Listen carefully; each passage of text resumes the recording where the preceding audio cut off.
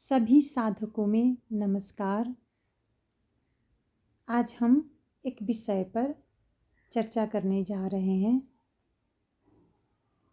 जो सभी के लिए आवश्यक है और सभी जानना चाहते हैं कि दुख का कारण क्या है,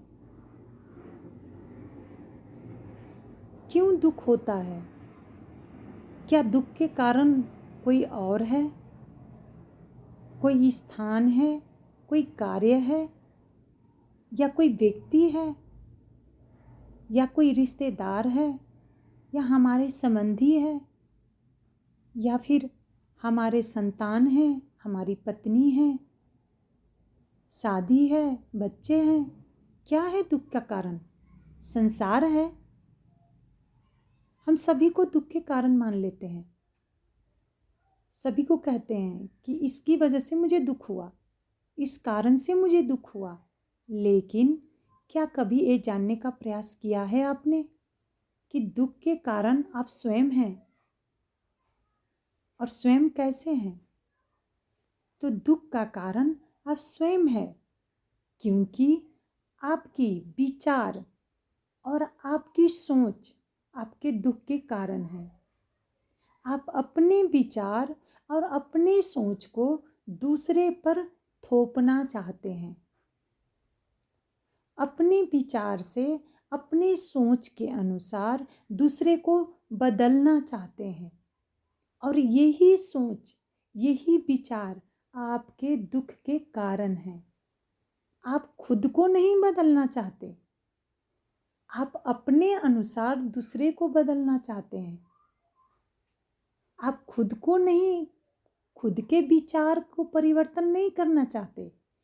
आप ये चाहते हैं, आप ये सोचते हैं कि आपके अनुसार, आपकी सोच के अनुसार आपके माँ बाप, ये जो समाज है, ये जो संबंधी है, ये जो पत्नी है, या आपके पार्टनर हो, या आपके बच्चे हो, या आपकी समाज हो, संबंधी हो, सब आपके अनुसार चले, आपके सोच अनुसार चले, आपकी इच्छा के अनुसार चले, और उसी अनुरूप चलकर जब वो चलेंगे तो ही आपको सुख मिलेगी। और वो अगर नहीं कह दे, आपके सोच के अनुसार नहीं चले, आपको लगता है कि ये मेरे विचार के अनुसार नहीं चल रहा है, तो आप वही आपके दुख के सबसे बड़ा कारण बन जाता है। तो आपके सोच ही आपके दुख के कारण है। तो अपना सोच को जब आप बदल लीजिएगा, या बदलने का आदत हो जाएगी आपको, तो आपको किसी से परेशानी नहीं होगी। कहते हैं ना कि हमें सुख के लिए अध्यात्म में घर छोड़ दो, शादी नहीं करनी, बच्चे नहीं चाहिए, तो परिवार खराब मिल जाते हैं, समाज खराब मिल जाते हैं। कभी आपने सोचा है कि ये सब छोड़ने से क्या आपको सुख मिल जाएगा? नहीं, क्योंकि आपकी सोच आपको अंतों तक आपके साथ ही रहेगा, और कहीं भी जाएगा तो वही सोच आपको परेशानी करेगा, क्योंकि आप खुद को बदलना नहीं चाहेंगे। आप भीड़ में से अकेले में जाएंगे, फिर भी आपकी सोच वही रहेगी कि मैं अकेले में आ गया है ना, मैं अकेले क्या करूं, इसकी वजह से आ गया, उसकी वजह से आ गया। ये भी आप मतारोपण कर देंगे, दूसरे पर थोप देंगे, तो उस समय भी आप चैन से नहीं रह पाइएगा कि मेरे माँ बाप ने मेरी बात नहीं मानी, मेरी पत्नी ने मेरी बात नहीं मानी, या मैंने जो निर्णय किया उनको जो है पसंद नहीं था, उन्होंने जो कार्य किया मुझे पसंद नहीं था। ये बातें आपको फिर अकेले में भी परेशान करती रहेगी। क्यों? क्योंकि आपकी सोच बदली नहीं है अभी भी। अगर आपकी सोच बदल जाए तो आप पत्नी के साथ रहें, बच्चे के साथ रहे, शादी करें, समाज के बीच में रहे, संबंधी रहे, कोई भी रहे, आपको किसी से उम्मीद ही नहीं रखनी। और उम्मीद नहीं रहेगी, ये सोच नहीं रहेगा कि ये मेरा कार्य कर देगा, मैं जो कहता हूँ यही वो करेगा, मैं जो सोचता हूँ वही वो सोचे, जो मेरे विचार है उस विचार में हामी भरे। अगर ये सोच आपकी नहीं रहेगी, हट जाएगी, उसी वक्त आपका दुख का अंत हो जाएगा।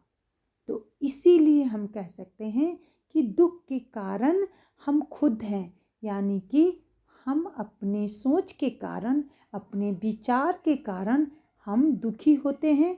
इसीलिए अपने सोच को, अपने विचार को पहले बदलिए, दूसरे को बदलने का प्रयास नहीं कीजिए।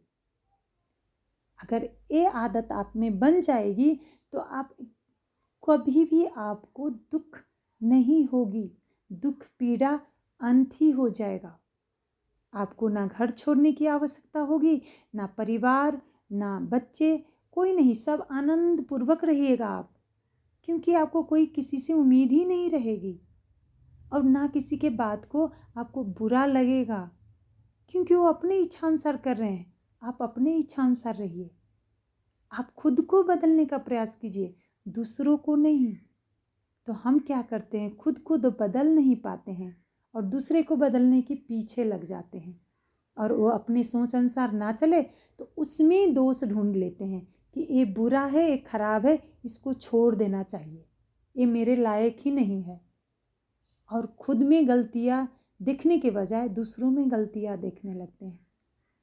तो अपने आप को बदलने का प्रयास कीजिए, अपने सोच को बदलने का और समझने का प्रयास कीजिए। इससे आप सारे दुखों से दूर रहेंगे। तो ये मेरा मनन था। आगे आपका कोई मनन हो, कोई विचार हो तो अवश्य बताइएगा। इस चैनल में आपका स्वागत है। ओम गुरुदेवाय नमः। धन्यवाद।